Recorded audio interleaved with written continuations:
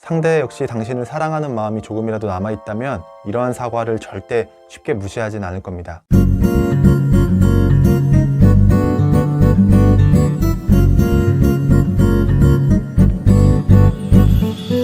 안녕하세요. 이별 뒤에 힘드신 분들이나 이별이 찾아오지 않도록 노력하시는 분들께 도움을 드리는 이별 상담사 해유입니다. 사랑하는 사람에게 큰 실수를 하거나 의도치 않은 상처를 주고 나서 사과해 본 경험 다들 있으시죠? 진심을 담은 사과에 상대가 용서해주고 원래대로 되돌아온다면 너무 좋겠지만 그게 매번 쉬운 일은 아닙니다. 정말 미안해, 다신 안 그럴게, 한 번만 봐주라, 이렇게 여러 번 말해도 상대의 마음이 풀리지 않을 때가 더 많습니다. 계속 이 상태가 지속돼서 상대가 이 사과를 영원히 안 받아줄까봐 겁이 나기도 하고 이 관계가 결국엔 끝이 날까봐 두렵고 후회하는 마음이 가득할 거예요. 그래서 오늘은 사랑하는 사람의 마음을 돌릴 만한 제대로 된 사과 방법을 알려드릴까 합니다. 혹시 지금 사과할 일이 없더라도 나중에 언젠가는 한 번은 꼭 필요한 일이니까요. 끝까지 시청해주세요.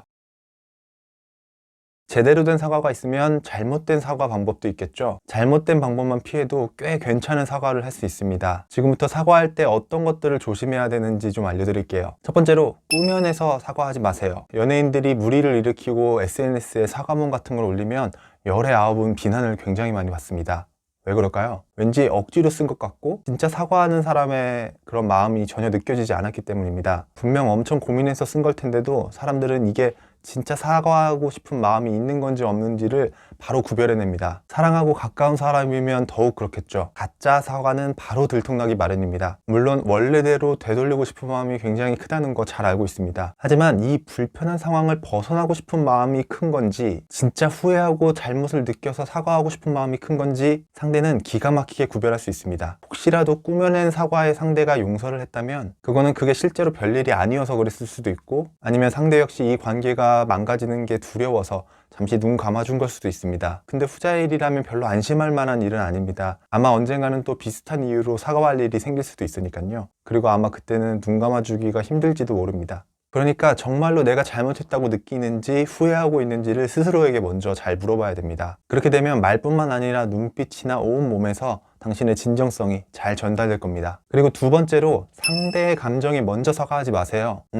많은 사람들이 연애에서 중요한 건 상대의 감정을 잘 파악하고 공감해 주는 거라고 이렇게 얘기를 많이 하잖아요. 그래서 사과할 때도 그게 굉장히 중요하다고 생각하시는 분들이 있습니다. 물론 중요하죠. 하지만 그 방식을 잘 생각해 봐야 됩니다. 이런 말을 많이 해보셨거나 혹은 들어보셨을 거예요. 너 화나게 해서 정말 미안해. 너 속상해하는 거 보니까 정말 입이 10개라도 할 말이 없다. 굉장히 상대의 감정을 잘 배려하는 사과 같지만 사실 이 말을 잘 생각해보면 상대의 감정이 변한 것을 먼저 지적하는 겁니다. 그리고 이건 곧 무의식적으로 자신의 잘못을 방어하는 거기도 하죠. 그래서 어떤 경우에는 화를 낸 당사자가 오히려 내가 너무 화를 냈나? 내가 잘못했나? 라는 생각을 하게 되기도 합니다. 사과는요, 자신의 행동이나 감정에 먼저 초점을 두고 해야 되는 겁니다. 상대의 감정을 살피는 일은 그 다음 일입니다. 상대의 감정을 무시해버리라는 게 아니라 내가 어떤 잘못을 했고 그래서 어떤 후회와 어떤 괴로운 마음이 드는지 그거부터 이야기하라는 겁니다. 세 번째로 안 했으면 하는 잘못된 사과 방법은 오버해서 사과하는 겁니다. 사과라는 과정 자체가 감정적으로 편할 수는 없습니다. 내가 잘못했다는 것을 힘겹게 인정할 수는 있어도 상대가 그것에 대해서 계속 비난을 하면 오히려 반발심이 커지기도 하죠. 그러면서 굉장히 마음이 복잡해집니다. 그래서 이 복잡하고 괴로운 상황을 얼른 벗어나고 싶은 마음에 내가 얼마나 미안한지 그 크기를 보여줘야겠다. 그러면 사과를 받아주겠지? 라는 생각에 이르게 됩니다. 그러다 보면 이것저것 지금 일어난 일, 과거에 일어났던 일, 상관없는 일까지 모두 싹 쓸어와서 내가 이만큼이나 너에게 미안하고 있다를 보여주게 됩니다. 연락 안 하고 잠수 타서 정말 미안해. 사랑하는 사람에게 잘 해주지도 못하고 나는 정말 나쁜 사람이야. 나는 진짜 뭐가 문제지? 정말 다 문제야. 정말 다 잘못했어. 하라는 대로 다 할게. 이런 식으로 말이죠. 이렇게 과장해서 자신의 잘못을 이렇게 부풀리는 거는 그 뒤에 숨기고 싶은 무언가가 있다는 겁니다. 그리고 그게 계속 남아있는 한 제대로 된 사과로 이어지기가 어렵죠. 지금 상대가 슬프고 화나는 이유는 당신이 이번에 했던 그 행동 때문입니다. 지금 상대는 그 행동 때문에 다친 감정을 회복하고 싶은 거고 그 행동이 다시는 안 일어나서 이전처럼 안정적인 사랑을 하고 싶은 겁니다. 그 마음을 좀 헤아려 주셨으면 좋겠어요. 절대 오버해서 과장해서 사과하지 마시고 이번에 한 잘못된 행동이나 실수에만 초점을 두고 사과하시기 바랍니다. 그리고 나서 이 잘못을 어떻게 하면 다시는 안 할 수 있을지를 고민하고 말씀하시면 됩니다.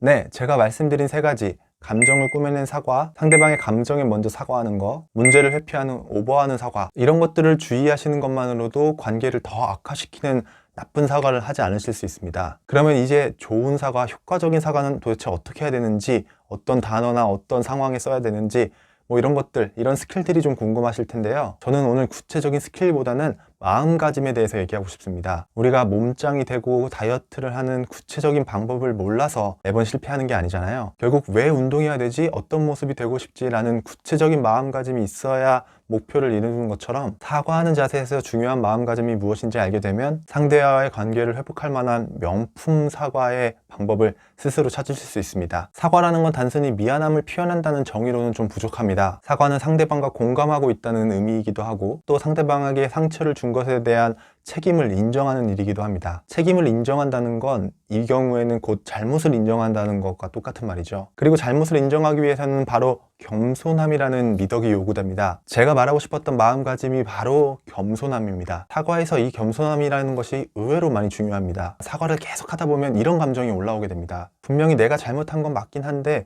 사과를 계속 받아주지도 않고 잘못만 계속 지적하면 억울함이 이렇게 올라오고 심지어 화가 나기까지 합니다. 이건 외부의 공격으로부터 자아를 보호하고 싶은 본능이 있어서입니다. 인간은 누구나 실수하는 거 아닌가? 처음 잘못한 건데 이렇게까지 화낼 일인가? 이런 생각이 자연스럽게 드니까 내 자아가 상처받지 않도록 방어하면서 사과를 하게 됩니다. 물론 그것도 사과이고요. 일반적인 인간관계에서는 자존감을 해치지 않으면서 사과하는 적절한 방법입니다. 하지만 연인 사이에서 관계를 회복하기 위해서는 조금 다른 사과가 필요합니다. 둘은 많은 것을 공유하고 의지했던 특별한 관계잖아요. 그래서 사랑하는 사람의 겸손함이 절대 비굴함이 되거나 자존감을 망가뜨리지 않습니다. 내가 잘못했다는 것을 조금 더 겸손한 마음으로 인정하고 솔직하게 고백하세요. 자신이 했던 실수나 잘못을 합리화하지 말고 자신이 지금 느끼는 후회와 자책의 감정을 가감없이 먼저 꺼내놓길 바랍니다. 그게 겸손함이 담긴 사과입니다. 물론 용서를 할지 안 할지는 상대에게 달려있지만 상대 역시 당신을 사랑하는 마음이 조금이라도 남아있다면 이러한 사과를 절대 쉽게 무시하진 않을 겁니다. 사과를 제대로 한다는 건 이런 모든 과정을 고려하고 행동에도 옮겨야 되는 아주 어려운 일입니다. 하지만 제대로 된 한 번의 사과는 관계를 회복하는 데 도움이 되는 것은 물론이고요. 이렇게 겸손함을 갖추고 둘의 상처받은 감정을 잘 돌보다 보면 둘의 사랑과 신뢰는 이전과 비교할 수 없을 정도로 훨씬 커지게 됩니다. 그걸 확실히 기대하시면 지금 사과하는 과정이 조금 힘들더라도 둘에게 맞는 좋은 사과 방법을 얼마든지 찾으실 수 있을 거예요.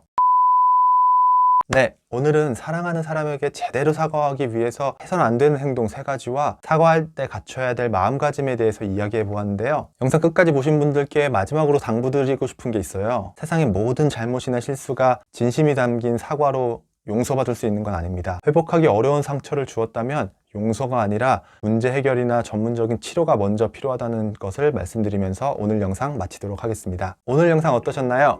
오늘 영상이 도움이 되신 분들은 구독과 좋아요, 알림 설정 많이 부탁드리고요. 댓글도 많이 달아주세요. 그럼 안녕히 계세요.